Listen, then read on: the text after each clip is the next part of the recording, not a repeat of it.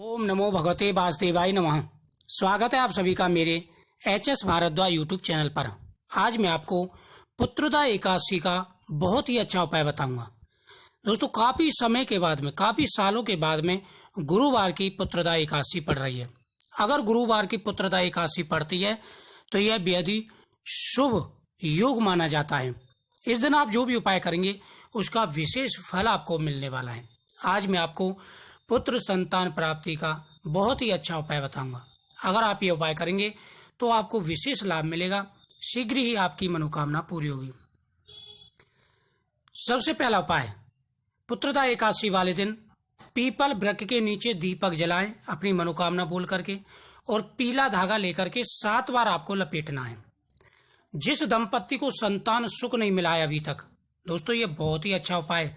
गाय के घी का दीपक आपको वहां पर जलाना है और अपने मनोकामना बोलते हुए आपको पीला धागा, सूती पीला जो धागा होता है, वह आपको 7 बार लपेटना है पीपल वृक्ष के नीचे। दीपक जब जलाएं तो उसमें 2 लौंग डाल देनी है और पीली मिठाई पीपल वृक्ष के नीचे आपको अर्पण कर देनी है। इससे क्या होगा कि जिनके कोखबंधन है या संतान प्राप्ति नहीं हो पा रही है तो उनको जल्दी से जल्दी संतान सुख मिलेगा, हर मनोकामना पूरी होगी। दूसरा उपाय, इस दिन आपको भगवान शिव जी का अभिषेक करना है। इस दिन आपको भगवान शिव जी का अभिषेक करना है।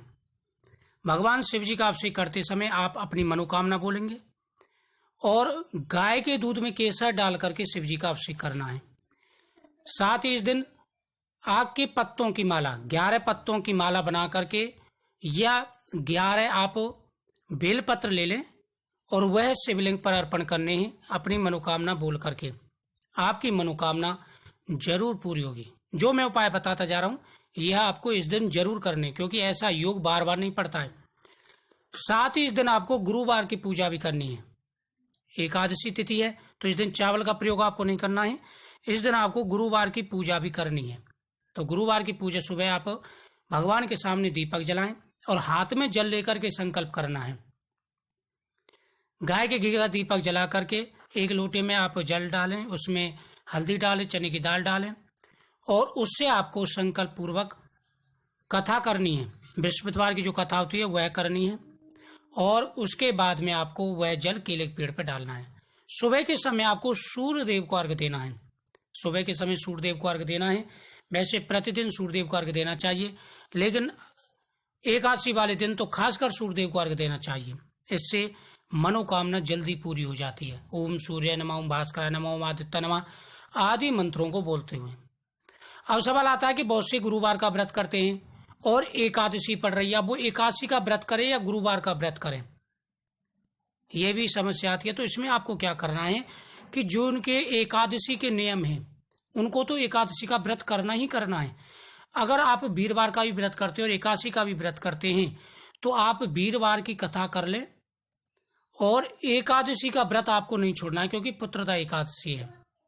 साथ ही आपके दोनों व्रत पूरे हो जाएंगे।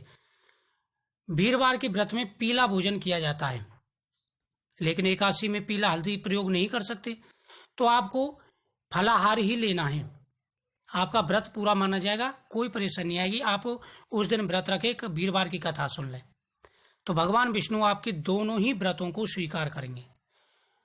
पीला जो धागा लेना है आपको वो सूती लेना है, जैसे मोली होती है हाथ पे बांधते हैं, उसी प्रकार से पीला धागा लेना है आपको। अब आपको क्या करना है कि जैसे वीरवार की आप कथा सुन लेंगे तो उसके बाद में पीला धागा लेकर के, एक मोली का पीला धागा लेकर के आपको केले के वृक्ष पर भी लपेटना है, वहां पर स्वास्तिक चिन्ह बनाना है और वहां पर एक दीपक भी आपको जला देना है।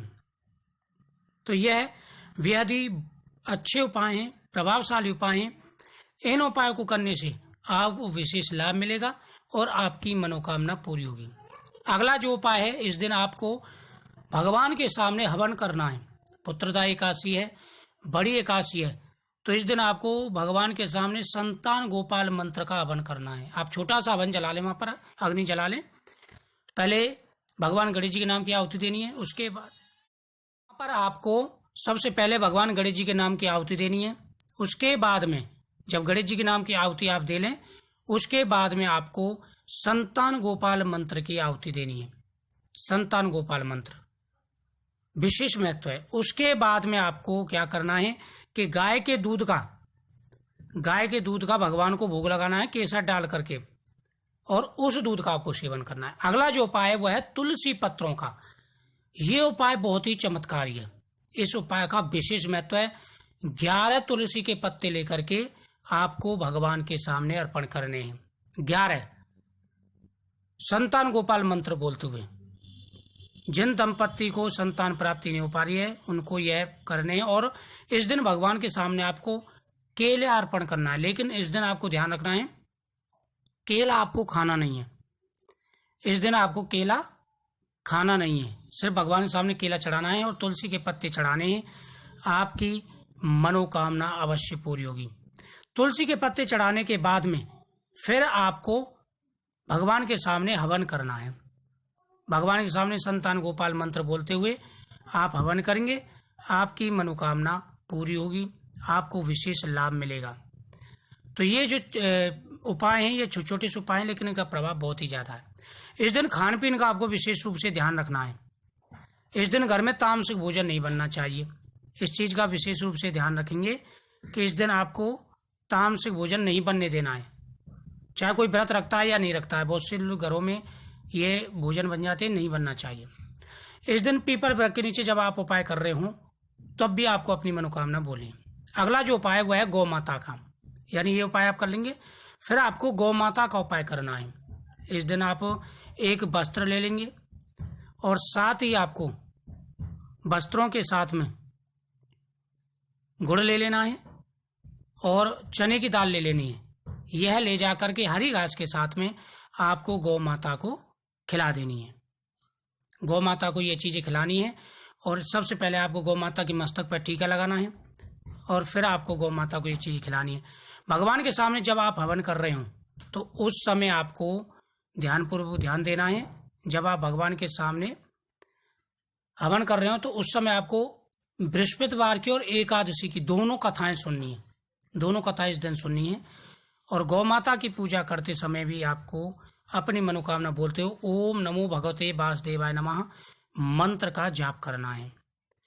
तो दोस्तों ये जो उपाय मैंने आपको बताए हैं ये उपाय बेहद ही चमत्कारी हैं, प्रभावशाली हैं और इन उपायों को करने से आपको जल्दी लाभ मिलेगा, आपकी सूनी गोद भरेगी।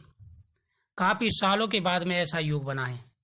तो मुझे उम्मीद है आपको ये जानकारी बहुत ही अच्छी लगी होगी। इस वीडियो को ज़्यादा से ज़्यादा शेयर करें, चैनल को सब्सक्राइब करें, बगल में बेल आइकन बटन को दबाएं मेरी हर वीडियो को नोटिफिकेशन पाने के लिए। जब आप घंटी के बटन को दबा रहे हैं तो सबसे ऑल वाले पर क्लिक जरूर करें, जब ये नोटिफिकेशन आपके पास पहुंचेगा। प्रत्येक वीडियो को आप देखें, आपको विशेष लाभ मिलेंगे। कमेंट में ओम नमो भगवते वासुदेवाय नमः जरूर लिखें।